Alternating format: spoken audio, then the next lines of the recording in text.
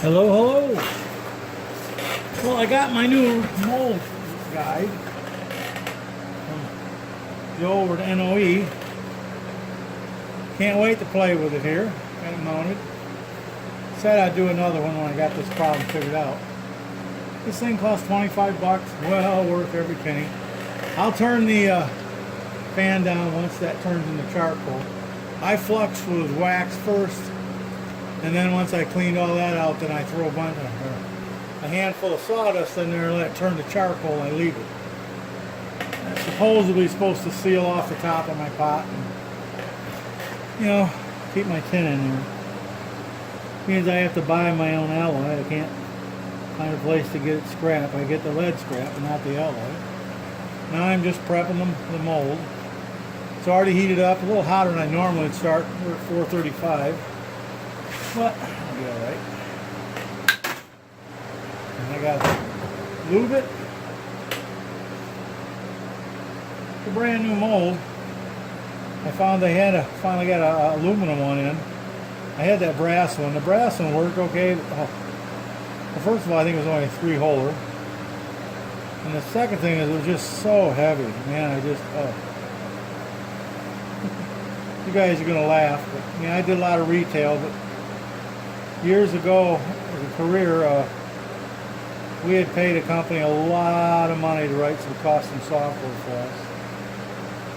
And within like 3 years, it had a problem and went to hell. And so the company I work for, or the company I own now, they had like $30,000 invested in all this equipment and stuff. And these people's answer was, well, just, you know, it's obsolete, start over. Well, they took a lightning strike to a cash register. It was Amherst board they used. Anyways, the board was obsolete, but they had one more they bought. It cost them $1,000 this board. Can you believe that? It ain't much bigger than a standard video card.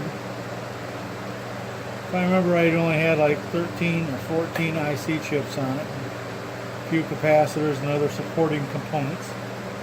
And all it was a communications board.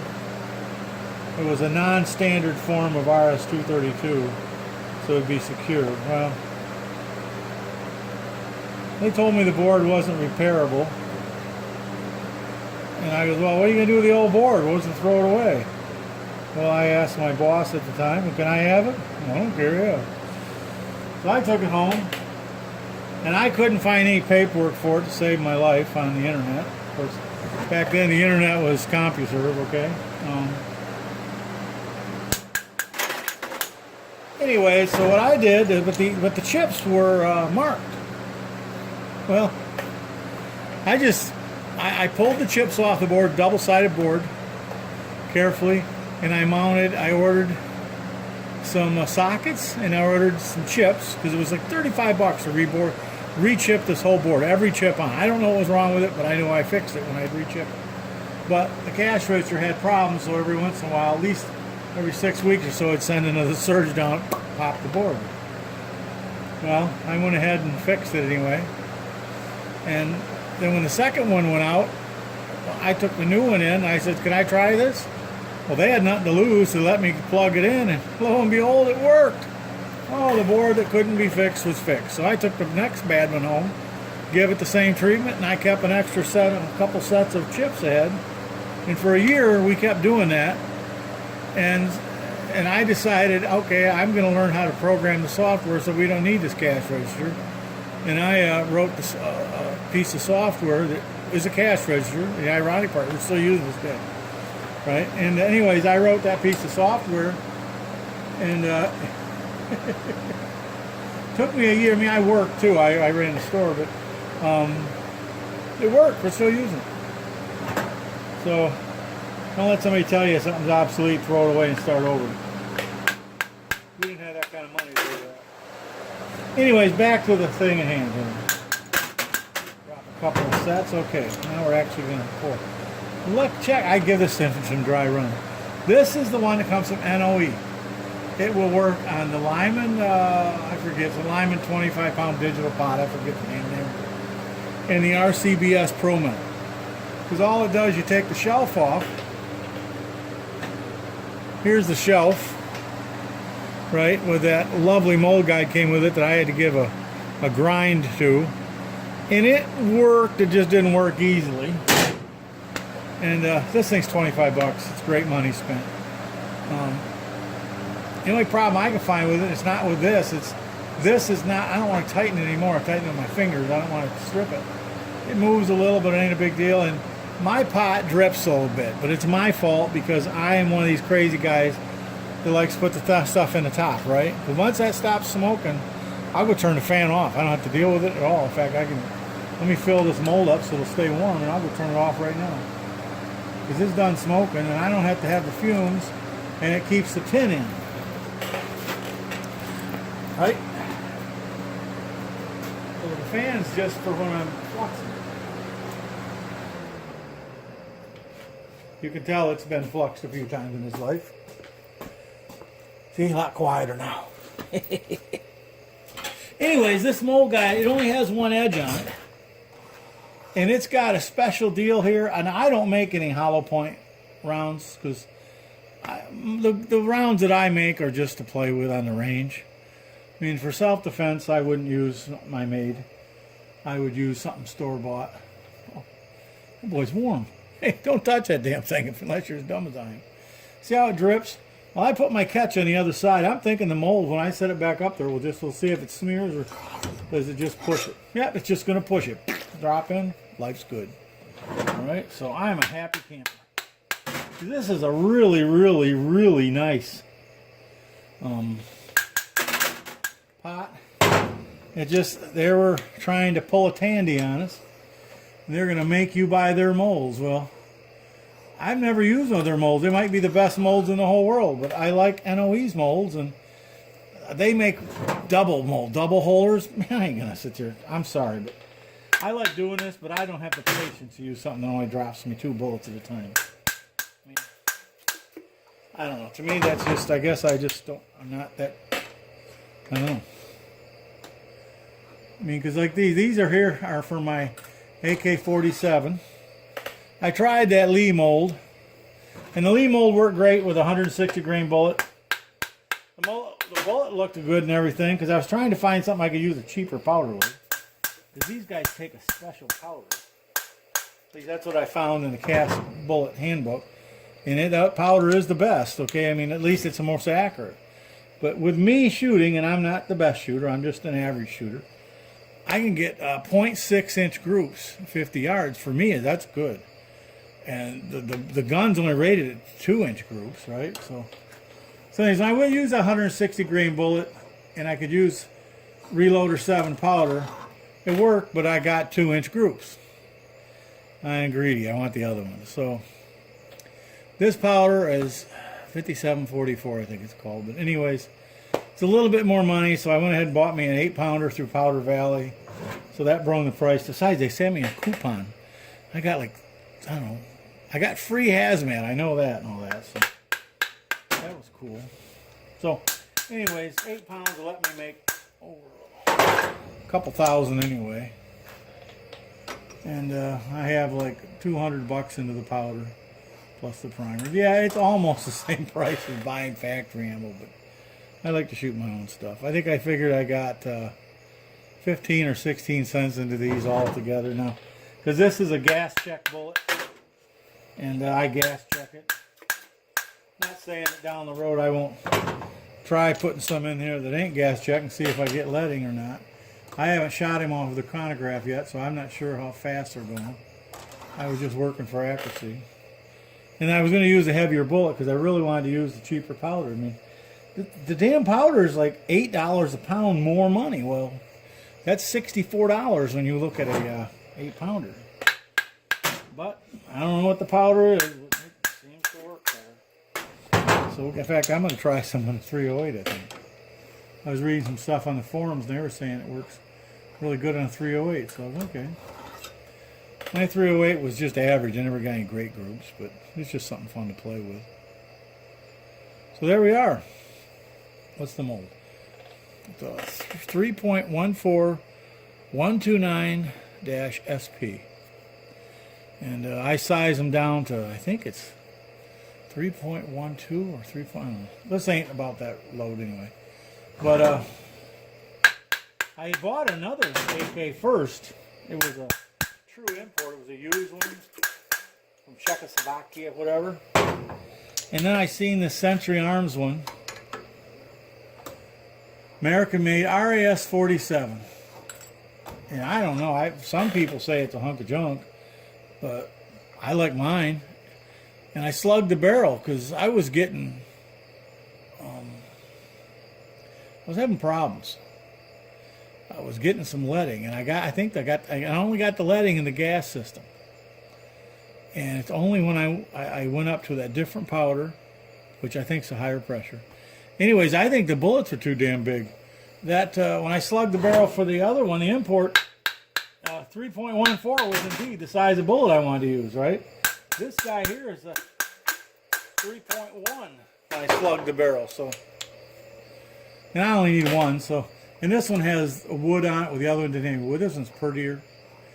And the reason I got interested in it is because it has the American made's got a really good rail on the sides, not standard, and the mounts for the scope were not cheap. But I tried shooting with the iron sights, and I just couldn't see the target for crap. And so I went ahead and bought the rails and stuff, which they were expensive as a scope, and I put what I would consider as a good scope on there. I paid $300 for it, so in my world, that's a lot of money. And anyways, so I didn't need two AK-47s. I wasn't going to set up another scope on the other one. So I was talking to my son-in-law to be, and I goes, hey man, I know you're involved in a lot of stuff. I don't sell many of my guns. I kind of get them and hang on to them. I goes, well, how would I go about trying to sell this gun, you know? And he goes, well, if you don't want, I'll give, what do you want for it? So him and I worked out I gave him a good deal on it. Told him he could pay me as he goes, no big hurry. So he's happy with it, and he ain't gonna make his own ammo, because it shoots the factory stuff just fine. Full-Metal Jacket, so I'm happy. I didn't want to have two different size bullets out there with the same round. I mean, maybe you guys can keep track of that kind of crap, but that would just confuse me to no end. I don't need those kind of problems. Besides, I'm happy with just one. I don't need more than one. I like this other one. Shoots nice. Probably the only guy in the country looked around. I finally found myself some 10-round magazines for it. Everybody, I mean, I've got the 30s and stuff that come with it and stuff, but for shooting at the bench, that 30-round magazine, damn thing gets in the way of the, of the rest. So I think that 10-round magazine is going to work good. I haven't tried it yet. I just put it in the gun and played with it, but I haven't fired it yet. So there we are. But this thing is, it's on NOE's website. It's a really nice deal. It's and it fits both the pots. In fact, I bought two of them because I have an RCBS pot over there that my son-in-law doesn't know it, but it was going to be like his Christmas gift or something if he ever got interested in casting. But I can't get that man interested in casting. He happily goes down to Williams and buys Full-Metal Jackets and plops them in his. I did get him reloading, but he plops them in his cases and happy as a lark. But he shoots a lot of 223, and 223 is hardly worth screwing around with. I haven't shot any real number of cast 223s. The Full-Metal Jacket you can buy, I've gotten them as cheap as 7 cents a pop if you buy them in thousands. So. And the truth is, I don't shoot that much 223. So. I got a 300 blackout I like shooting. In fact, oh God, my silencer is the correct term, but suppressor is what I call it. I should be getting it pretty soon. I bought it in February, but I didn't get the paperwork finished till March because I drugged my feet. That was anybody else's fault but mine. And so I checked on their website where I bought. I guess they're still about 10.5 months out. They're a month and a half farther than they were when I bought it. So I'm hoping I'll have me a Christmas present this year. My suppressor. Wouldn't that be fun? And I haven't decided whether I'm going to get the adapters to put my suppressor on the AK or not. Because truth is, I bought it for the 300 blackout and the 308, and those guns are already.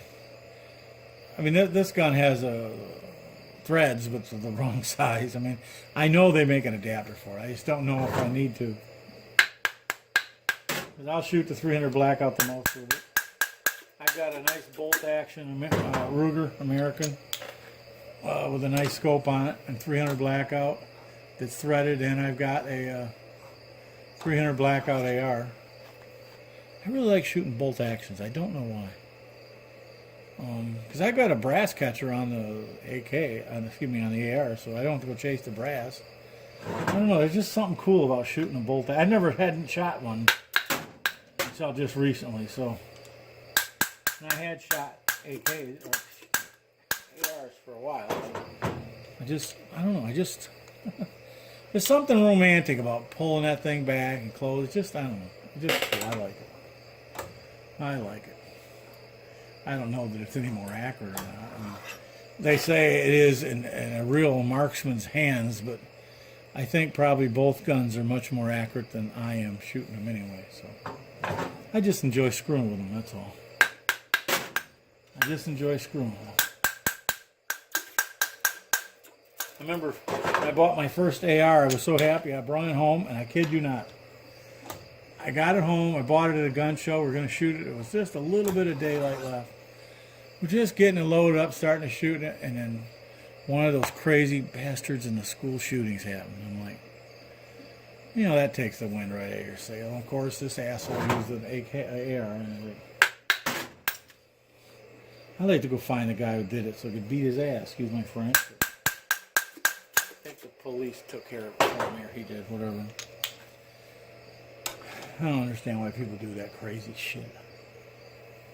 I really don't. Of all the people you're going to ever have to shoot, why in the hell would you want to go shoot school kids? It just makes no sense to me. There's no logic in it. There's no reason. There's no rhyme. There's just nothing. It's one of the things in my life that doesn't make any sense to me. And I can see that this dripping pot on this thing is going to be a little bit of a pain, but like all things, there'll be I can see a hole coming in my near future. I'll let her drip for a while, get an idea where it's going to be. And I'll just drill me a damn hole so it'll go right through the middle. Right? And that'll work. Well, I just screwed that one up. And my hand slipped off. Just start over. There we go. Start over. So anyway, there we are. This pot is now a great thing to buy. Just when you buy it, understand you're going to spend another $25 for this mold guide, another $7 for shipping, and just buy one. Just forego all the frustration. Trust me. Forego all the frustration. No, but I still think the pot's worth it, even with having to buy that. I think Lyman's got their head up their butt. Because they could have made that. I'll bet you that part to make in raw material isn't, particularly somebody who's buying a bunch of aluminum for molds and all that stuff, that probably ain't $5 worth of material in that. Why couldn't they sell? They could have sold it for $25 as an add-on. You know, hey, to fit the other brands, if you're not using our great molds and you want to use the other guys, here's what you can use to make it work. I'd have bought it. So, well, look at it. They're stupid. They just left money on the table. What? It's their business. They can do what the hell they want. Talk to you later, YouTube. I know I haven't been making many videos, have I? Sorry. Like I told you, I got my antenna ran out here and I've been playing on the radio. I've made 350 contacts since I got that antenna out here. All of them digital. I'm a digital freak. But that's a lot of contacts. And 27 countries. So 27 different countries I've talked to. So that could be good, it could be bad. I don't know. Could have 27 more countries that hate us. Hey, you gotta talk to that American. He's an asshole. Okay. Talk to everybody later. Anybody ready for winter? Now you're gonna hunt me down and kill me for saying that. Goodbye.